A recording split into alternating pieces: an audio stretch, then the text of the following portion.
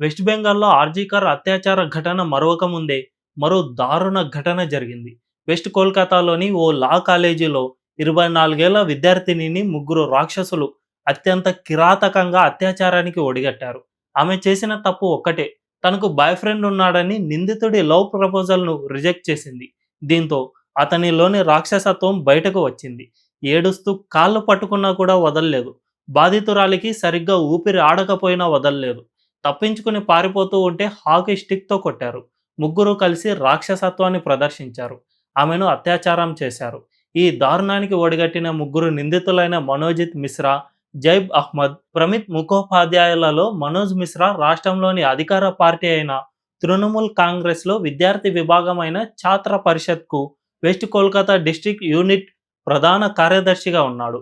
గతంలో ఆర్జికర్ ఘటన సమయంలో నిందితుడిని కాపాడడానికి అక్కడి అధికార పార్టీ ఎంతగానో ప్రయత్నించింది.